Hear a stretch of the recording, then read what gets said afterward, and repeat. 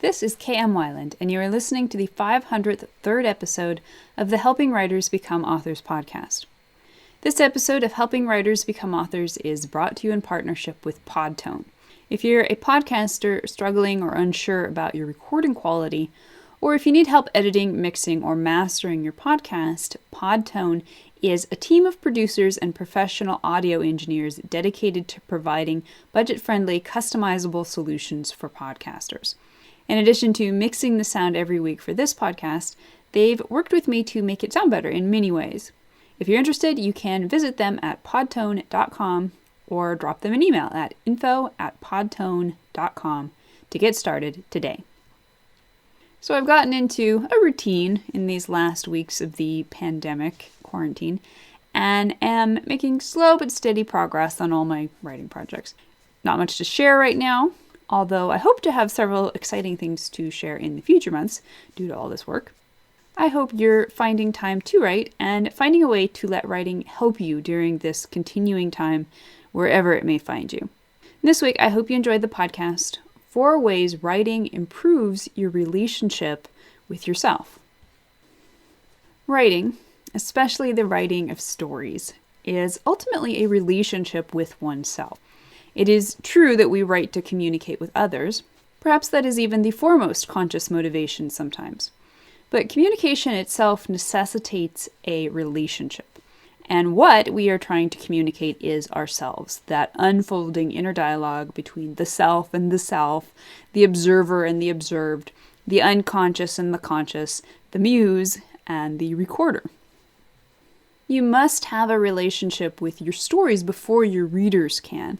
And really, this is a relationship with yourself. In recognizing this, writing becomes both an investigative tool for getting to know yourself better and a vast playground for exploration and experimentation on a deeply personal level. In her archetype book, depth psychologist Jean Shinoda Bolen points out, creative work comes out of an intense and passionate involvement, almost as if with a lover, as one, the artist, interacts with the other to bring something new into being. This other may be a painting, a dance form, a musical composition, a sculpture, a poem, or a manuscript, a new theory or invention that for a time is all-absorbing and fascinating. Particularly in this ongoing period of quarantine and isolation, it can be a tremendously rewarding process to use writing to improve your relationship with yourself. Whether you live alone right now or in a crowded house, the one person you cannot escape, the one person who will always be there for you, is you. Too often I think we underestimate this person and our relationship with him or her. We'd rather distract ourselves or hang with someone else because limiting beliefs lead us to think this most intimate of all relationships is too flawed, too painful, too shallow. Isn't this why writing sometimes scares us so badly we can barely sit at the computer? It is also, I believe, why most of us come to the page in the first place. This person within has something to say. And so long as this communication comes out in the form of fun and colorful stories, we are willing to sit still and listen in ways we are rarely willing to offer during the rest of our life. The more we learn to listen to the self that appears on the page, the more we will become conscious of the things we are truly desiring to communicate, both to ourselves and eventually to readers. Writing becomes not just distraction, entertainment, or vocation. It becomes an ever-deepening relationship with life itself. Today, I want to talk about several ways in which our writing reveals itself as a relationship with ourselves, and how we can embrace and deepen our approaches to this magnificent form of self-exploration and self-expression. Way number 1, dreams, the shadow, and the unconscious. Gaston Bachelard said, "How can one not dream while writing? It is the pen which dreams. The blank page gives the right to dream." I don't know about you, but my actual night dreams are all but useless as story material. They're an evocative smear of rehashed memories and crazy symbolism.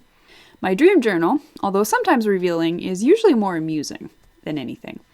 More easily interpreted are the revelations I discover in my stories. Even more than my actual writing, my ability to consciously enter what I and Robert Olin Butler call the dream zone is a main line to my unconscious. Your stories are out loud dreams. Even though you may exercise nominal control over their subject and direction, the best of them are effortless blasts of imagery and feeling straight up from your depths. Once your body of work is large enough for you to start recognizing patterns and cross-referencing them with the happenings of your own life, you will be able to mine your stories for some of your inner self's deepest treasures. It surprises me that more depth psychologists don't reference and analyze stories in the same way they do dreams.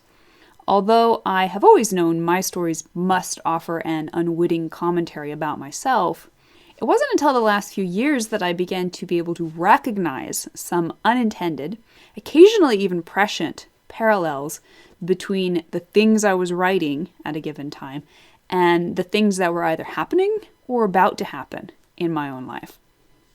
More than that, your stories, your characters, and the scenarios and themes you write about are often revelations of the hidden parts of you, your shadow self, or the aspects of your personality you have not yet made conscious. Hidden emotions, desires, and even memories can surface in our writing, there for us to recognize if only we look. Some of our discoveries will be glorious and magical, others will be difficult and painful, but all are instructive. Way number 2, personal archetypes and symbols. Archetypal stories and characters, those that offer universal symbolism, resonate with people everywhere. Whenever you hear of a particularly popular story, you'd be pretty sure the reason for its prevalent and enduring success is its archetypal underpinnings. This is a vastly useful bit of information if you want to write a successful story of your own.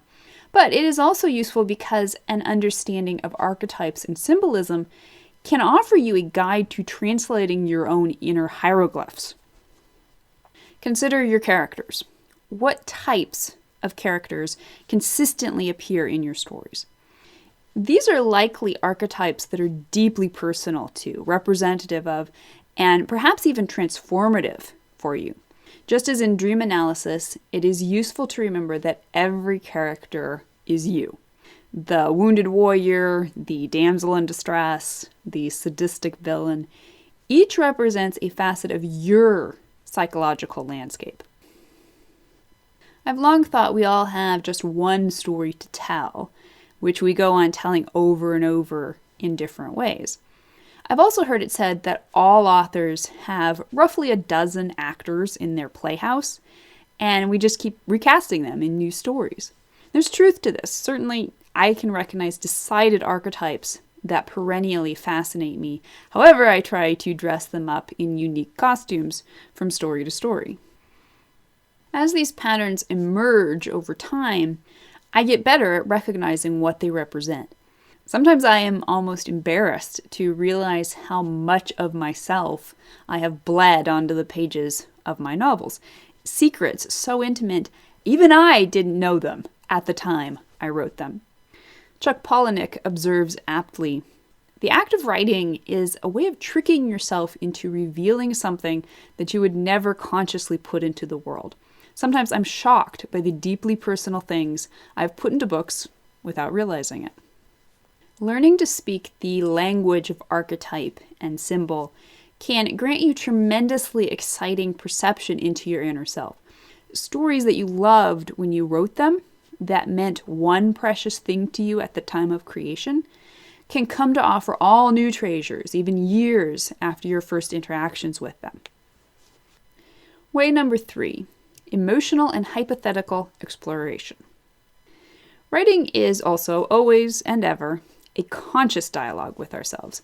We put something onto the page, that is to say ourselves, responds, and the conversation takes off.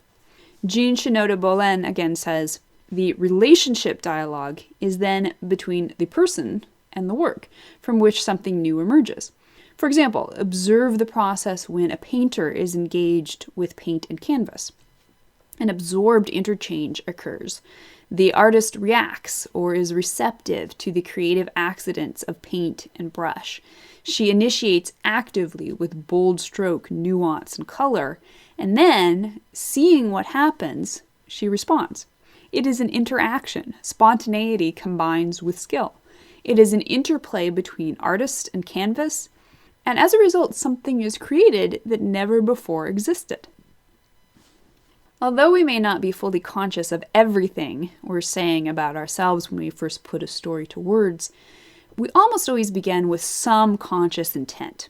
We are writing to experience something, perhaps something we've already experienced and want to recreate or relive, or perhaps something hypothetical that we wish to experiment with in a simulated way. Even outrageous story events, such as fantasy battles or melodramatic love scenes, which we know are impossible or unlikely in reality, can still offer us the ability to symbolically create and process our own emotions. When we are angry, we often write scenes of passionate intensity. When we are stressed, we sometimes write horrifying but cathartic scenes, or perhaps loving and comforting scenes. Sometimes emotion pours out of us in ways that shock us, and when it does, we have the opportunity to follow up and seek the root of something true and honest within ourselves that we perhaps have not fully acknowledged. It is as if we say to the page, joy, and a scene comes pouring out of us and shows a vivid dreamscape of what joy means to us. Or perhaps we simply wish to present a functional scene in which characters act out gratitude, trauma, love, or grief. And what we discover is our own sometimes shocking emotional response. We speak, and the page speaks back. Way number 4, logical and creative dialogues. I've always liked the idea of a dialogue between the left or logical brain and the right or creative brain. Both logic and creativity are wonderful in their unique ways, and both are intrinsic to a full realization of each other. Of first importance is making sure neither the logical self nor the creative self is overpowering the other. Too often the creative self is beaten down and starved by a dominant and cruel logic that criticizes every word creativity puts on the page. But creativity can also run wild, like an unruly child with no regard for the advice of its logical parent. In order to appreciate and cultivate a relationship with both these aspects, we must make sure they respect each other enough to carry on a balanced back and forth conversation. And this can happen moment by moment when we're in the throes of writing, our creative minds manifesting ideas and our logical minds putting those ideas to words. But it can also be looked at as a larger dialogue in which different parts of the writing process become the domain of one half of the brain or the other. I consider the early conception stages, those of imagining, daydreaming, and dream zoning, to be deeply creative with very little logical input. Then comes the more conscious brainstorming of outlining, in which I sculpt my dreams and logically work through plot problems. And this is followed by writing itself, in which creativity is again brought front and center as I dream my ideas to life on the page. And finally, logic returns to trim the ragged edges during editing. Understanding how we interact with these two vital halves of personality gives us an edge in honing all parts of our writing. Likewise, in honing our writing, we are given the opportunity to shape these two opposing aspects of ourselves. Very often, one or the other is undervalued or underdeveloped. In learning to respect and appreciate both, and to give both room to properly do their jobs while maintaining communication with one another, we can refine their presence in our larger lives. In so many ways, writing is the study of the soul. Stories allow us to study the collective soul of humanity. But our stories particularly allow us to study our own souls, to suss out their treasures, relieve their wounds, celebrate their uniqueness, and share their common features. So I would really love to know your opinion on this. How do you think your writing improves your relationship with yourself? If you'd like to be part of the Word Player community over on my site and join in the conversation on this subject, be sure to stop by the website at helpingwritersbecomeauthors.com. You can always find a transcript of the most recent podcast and add your voice to the discussion by visiting the first post on the site's homepage.